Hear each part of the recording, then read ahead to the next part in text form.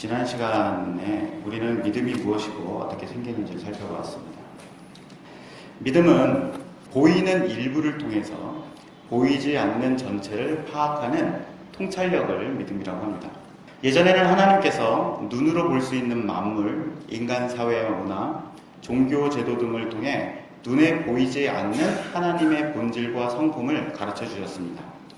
그러나 이 옛날 방법은 실체가 아니라 그림자였기 때문에 부족한 믿음을 가질 수밖에 없었죠. 지금은 새로운 방법으로 하나님을 가르쳐 주십니다.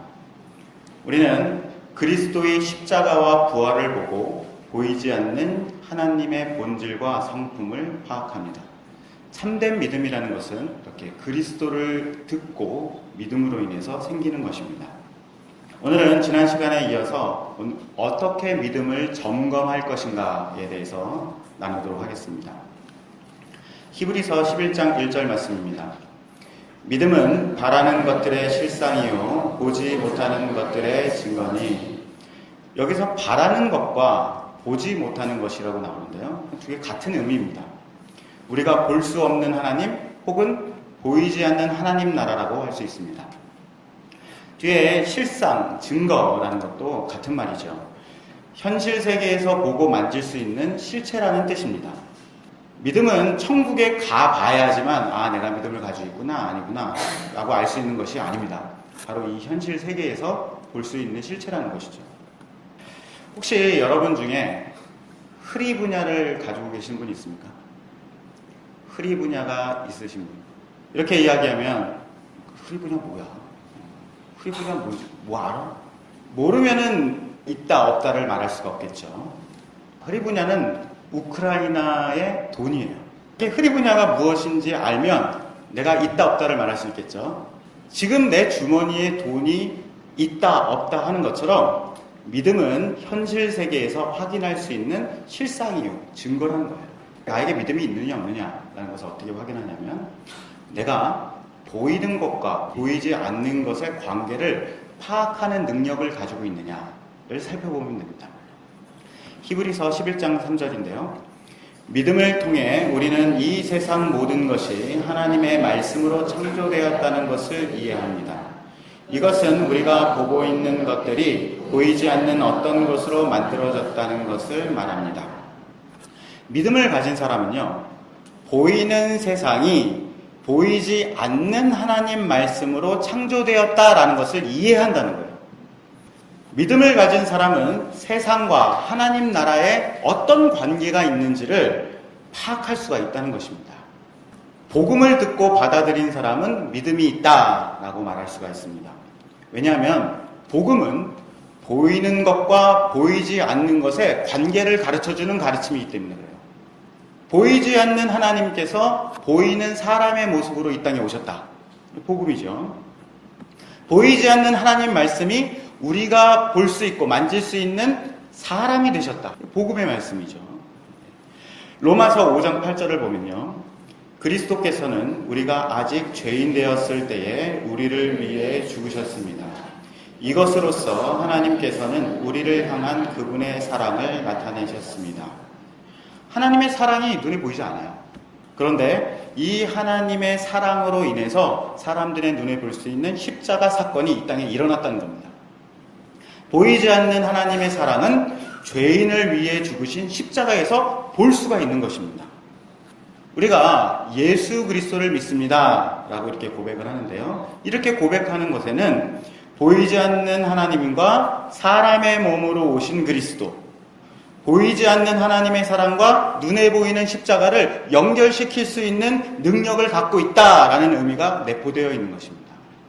복음은 보이지 않는 하나님의 성품과 이 땅에 오신 예수 그리스도의 십자가와 부활이 어떤 관계가 있는지 기본적인 믿음의 원리를 담고 있는 가르침입니다.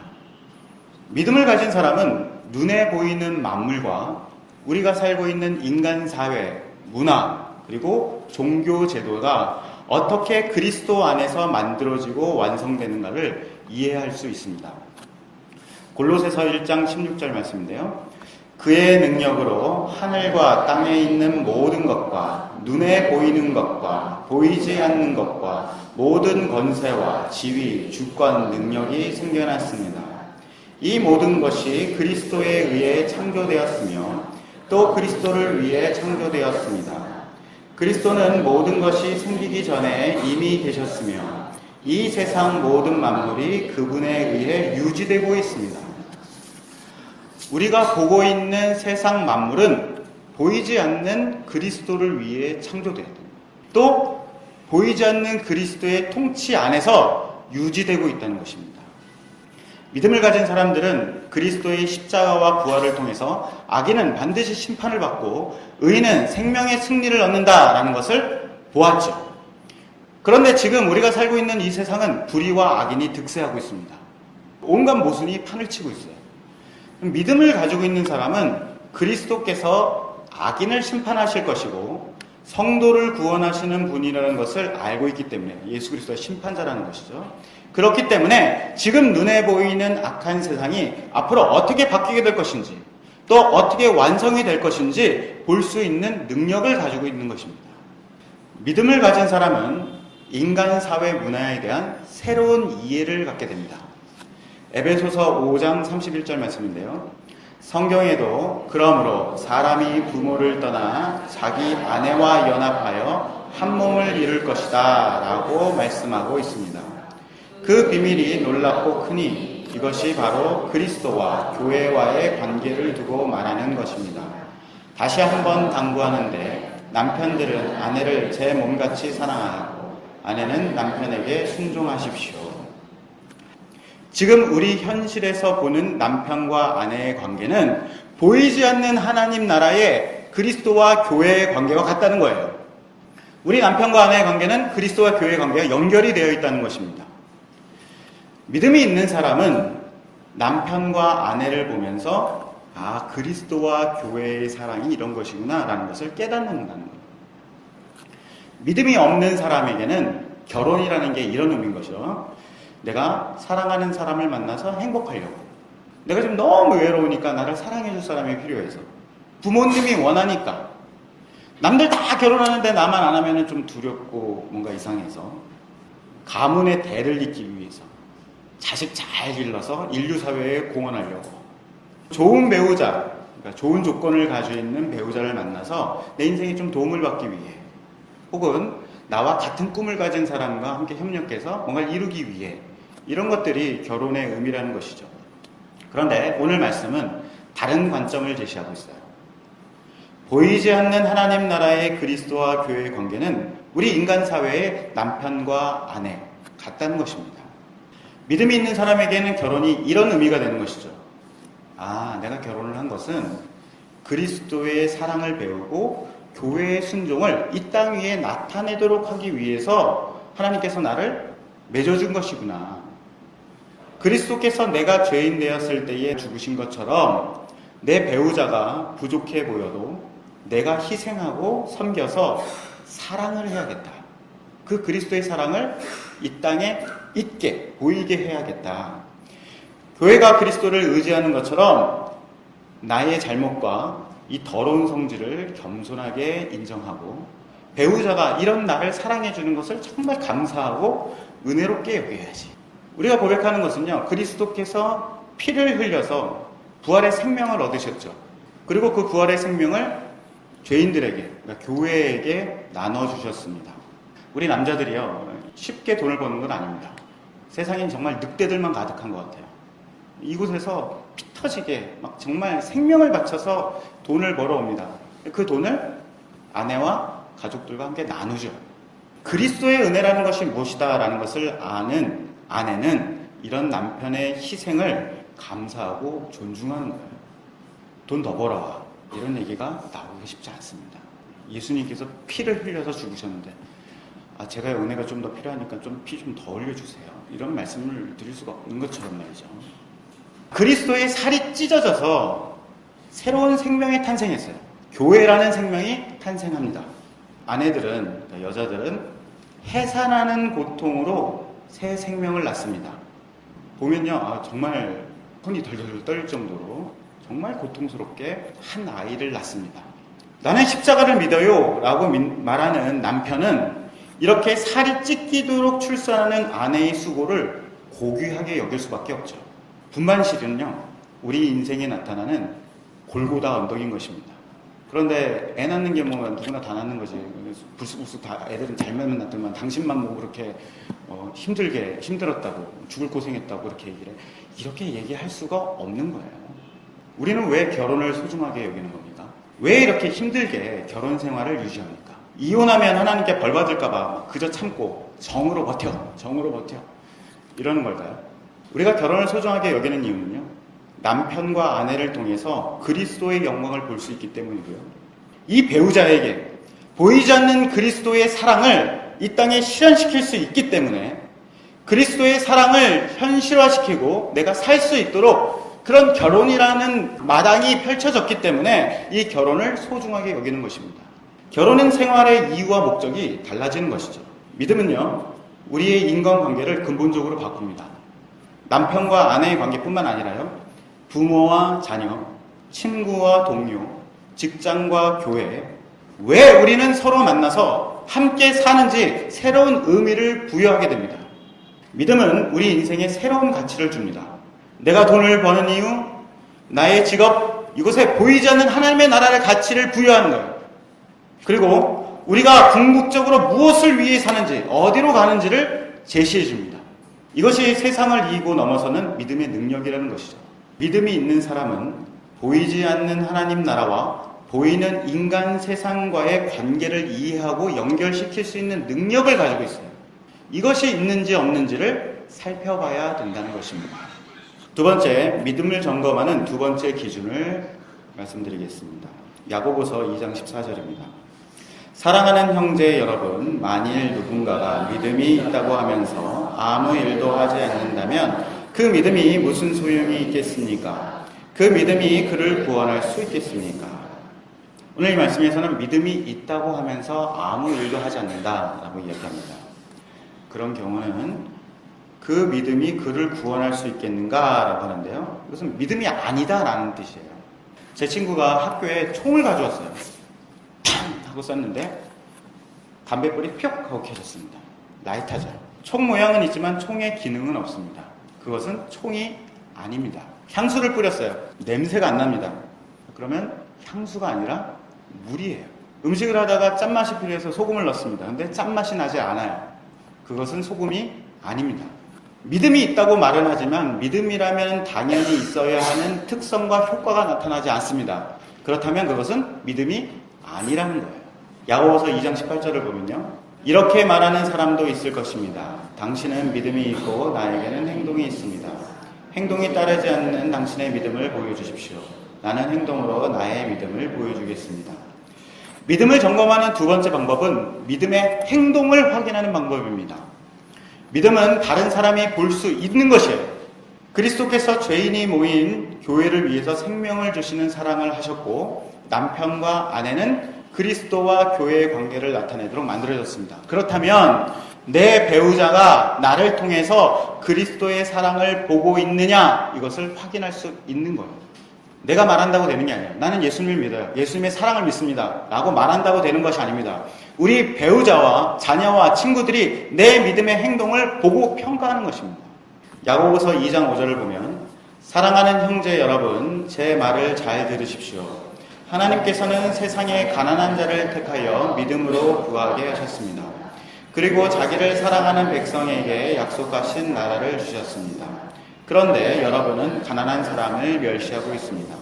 만일 내가 하나님 나라의 가난한 자라는 것을 알면 내 곁에 있는 가난한 사람을 불쌍히 여긴다는 거예요. 과분한 은혜를 받았으면 연약한 사람에게 관대해야 되는 것이에요. 나보다 약한 사람에게 자비로워야 되는 거예요. 죄인을 위해 죽으신 예수님을 믿는다고 말하면서 약한 사람을 멸시하는 사람은 믿음이 없다라고 말할 수 있습니다. 단순히 가난한 사람에게 선을 베풀면 하나님께서 갚아주신다라고 하는 이런 말을 말하는 게 아니에요. 믿음의 행동은 하나님 나라의 죄인과 현실 세계의 가난함을 연결시키는 이해에서 구체적인 행동이 나온다는 것이죠.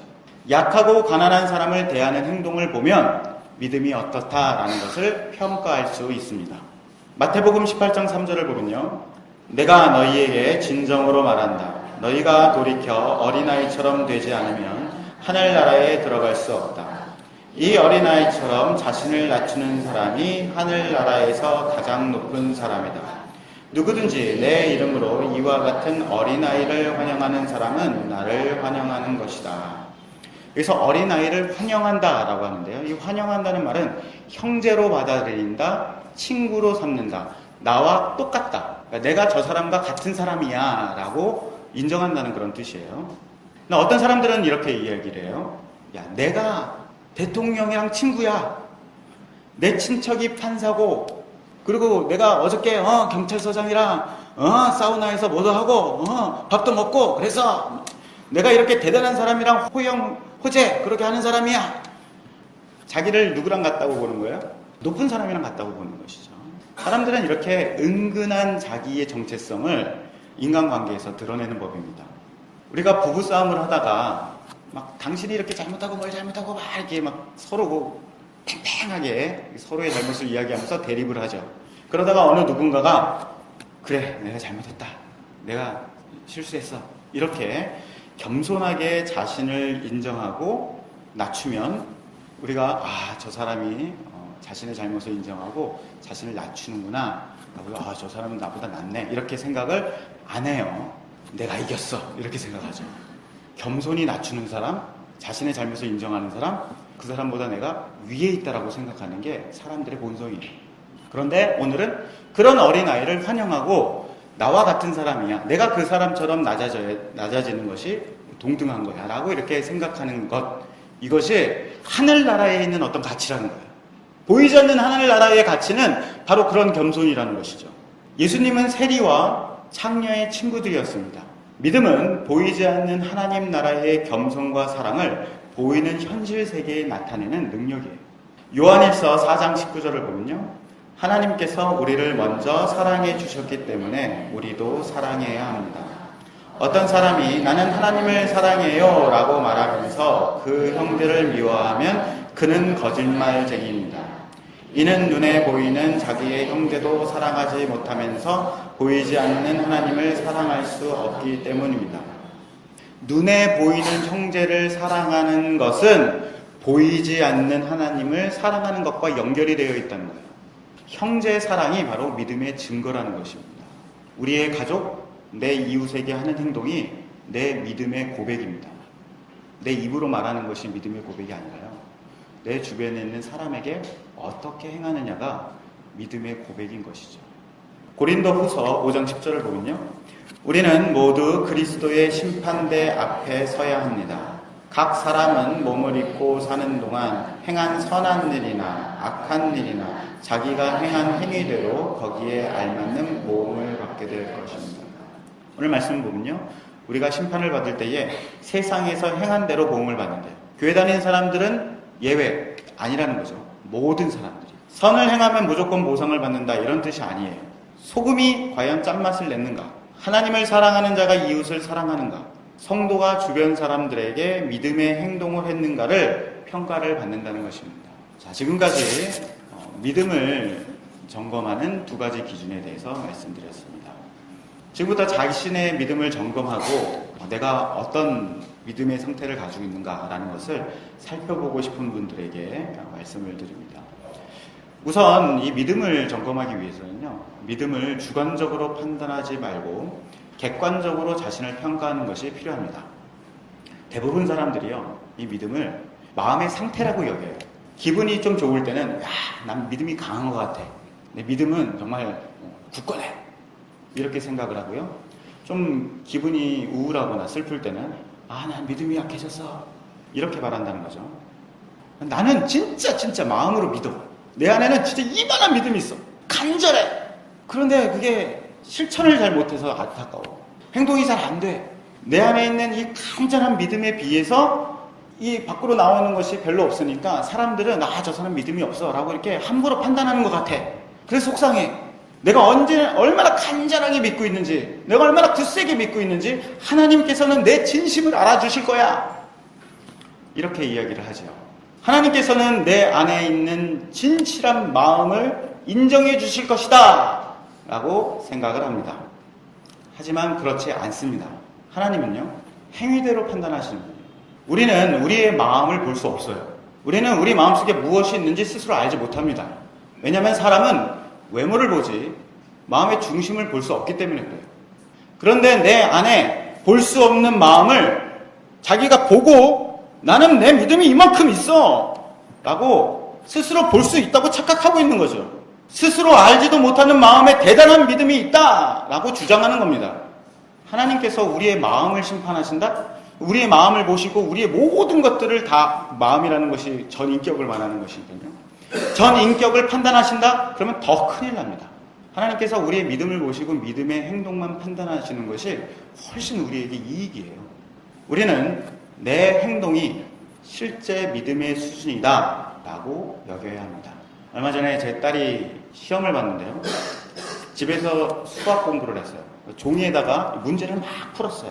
그리고서 다시 체크해봤는데 틀렸습니다. 그리고서 이렇게 생각해요. 아, 나는 원래 구단을 잘 알아. 원래는 이거 풀 수 있어. 그런데 갑자기 전화가 와가지고 내가 헷갈렸어. 내 시험 볼 때는 잘 할 수 있을 것 같아. 그러니까 일단 이거 맞는 걸로 하자. 동그라미를 쳐놨어요. 그러면 그 문제 시험 볼 때 다시 또 틀려요. 진짜 실력을 기르려면 자기 손으로 쓴 답을 이건 틀렸어 라고 냉정하게 평가하고 고쳐야 되는 거예요. 최소한 내가 구단을 아는 줄 알았는데 사실은 몰랐던 거구나 라고 자기 부정이 있어야 되는 거예요. 우리가 정말 믿음을 검증하고 믿음 안에서 성장하고 싶다면 주관적인 기준을 버려야 돼요. 내가 볼 수도 없는 내 마음, 여기에 어마어마한 게 있어? 이 착각에서 벗어나야 됩니다. 그리고 믿음을 검증하기 위해서 우리 스스로 질문해야 합니다. 내가 과연 보이지 않는 하나님 나라와 이 보이는 세상을 연결시킬 수 있는 능력이 있는지를 살펴봐야 되는 것이죠. 보이지 않는 하나님의 사랑이 십자가에서 나타났다는 사실을 내가 이해하고 있는가? 보이지 않는 그리스도께서 보이는 이 약한 세상을 어떻게 다스리고 계시고 어떻게 완성시키실지를 알고 있는가? 보이지 않는 그리스도와 교회의 관계가 내가 경험하고 있는 결혼 생활에 무슨 상관이 있는가? 나의 자녀, 친구, 직장은 하나님 나라와 어떻게 연결이 되어 있는가? 나는 교회를 다니지 않는 사람들과 무엇이 다른가? 세상을 보는 관점과 인생의 의미와 삶의 목표가 과연 다른가? 별반 다르지 않는가? 알면 안다, 모르면 모른다. 솔직하게 자문자답해 보시기를 바랍니다. 스스로 판단하는 데서 멈추지 말고 우리 주변 사람들에게 질문해야 돼요. 하나님의 사랑은 형제 사랑으로 나타나는 것이죠. 그리스도의 헌신은 남편과 아내의 순종으로 나타나는 것입니다. 내가 남편으로서 아내에게 잘하고 있어. 나는 남편인데 왜 얼마나 잘하고 있는지 몰라. 라고 하면 아내도 그래 라고 얘기를 해야 되는 거예요. 배우자를 속일 수 있는 위선은 없습니다. 배우자의 평가가 하나님의 말씀이에요. 우리 아빠가 하나님과 사람에게 자신을 낮추는 사람이에요. 어린아이를 환영하고 영접하는 사람입니다. 라고 우리의 어린 자녀들이 평가를 해줘야 되는 거예요. 나보다 약하고 낮은 사람, 그러니까 내 부하 직원, 이런 사람들이 당신을 만나보고 나니까 예수님이 참 자비로운 분이라는 것을 알겠습니다. 그 사람들이 이야기를 해야 되는 거예요. 내 주변 사람들의 말에 귀를 기울여야 되는 것입니다. 향기를 풍기지 않는 향수는 향수가 아닙니다. 믿음은 숨길 수 있는 비밀이 아니에요. 나의 검증과 주변 사람들의 평가가 일치해야 되는 것입니다. 자, 이 말씀을 듣고 나서 여러분들이 집에 가가지고 이제 남편한테 물어봐야겠다 라고 해서 자기는 나를 통해서 그리스도의 순종과 사랑을 느껴? 이렇게 물어보시겠다고 생각하시는 분이 있을 수 있겠는데요. 그러지 마세요. 싸움 납니다. 또 아내에게 가가지고 당신이 이제부터 나를 그리스도처럼 섬겨. 당신이 여태까지 보니까 그런 거지 않은 것 같아. 이렇게 다른 사람을 평가하지도 마십시오. 근데 너무 궁금해요. 다른 사람이 나를 어떻게 볼까? 솔직하게 다 알고 계시잖아요. 이미 다 얘기했어요.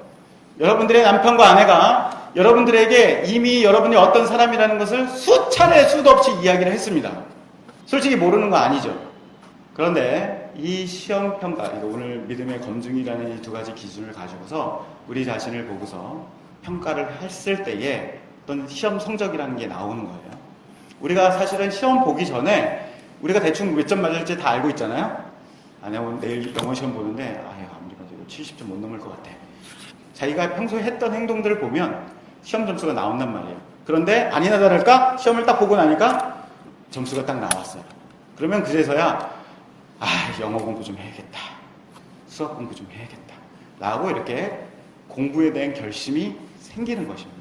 물론 이제 그 점수를 받고도 몰라 될 대로 되라시 그리고서 그냥 공부 안 하는 사람들도 있지만, 믿음에 대한 객관적인 검증, 그리고 자기 자신을 살펴보고 다른 사람들의 이야기를 듣고 나서 내가 이제 더욱더 믿음을 향해서 나아가고 내 믿음을 성장시켜야겠다 라고 이렇게 생각하시는 분들이 있을 것입니다. 이런 분들에게 조언을 드립니다. 복음을 듣고 배우는데 시간과 정성을 기울이십시오. 복음은 보이지 않는 하나님 말씀이 보이는 세계를 어떻게 만들고 다스리는지를 가르쳐주는 기본적인 가르침입니다. 믿음은 그리스도의 말씀을 듣는 데서 나오는 것이죠. 그리스도를 알아야 돼요. 성경을 읽고 말씀을 배워야지만 알 수 있는 것입니다. 드라마나 페북이나 친구들과의 수다에서는 결코 이런 게 나오질 않아요. 복음을 알고 나면 여기에 기도와 묵상이 있어야지만 우리의 인생과 연결이 되는 것입니다. 보이지 않는 하나님 나라와 내 인생과 가족과 직업은 도대체 무슨 상관이 있는지 시간을 들여서 기도를 해야 합니다. 이거 누가 대신해 주지 않습니다. 목사가 우리 인생의 의미를 가르쳐 주지 못합니다. 여러분들이 직장에서 무슨 일을 하는지 목사들은 전혀 몰라요. 어떤 사람을 만나는지도 모릅니다. 믿음 좋은 권사님이 내 가족과 대신 살아주지 않습니다. 영적인 것을 심어야지만 우리 인생에 영적인 열매가 생기는 거예요. 지금 우리가 말씀의 씨를 뿌리고 기도의 물을 주면 우리 일상에서 믿음의 열매를 맺게 되는 것입니다. 우리 인생이 변하고 가정과 직장에서 능력이 나타나는 것입니다. 우리의 자녀와 주변 사람들이 유익을 얻습니다. 믿음은 죽어서 천국 가는 티켓이 아닙니다. 지금 나를 변화시키고 함께 사는 형제를 살리는 능력인 것입니다. 헛된 일에 현재를 낭비하지 말고 고고한 이야기로 인생을 계획하지 마십시오. 지금 믿음을 점검하고 믿음 안에서 성장하기 위해 서로 돕고 서로 협력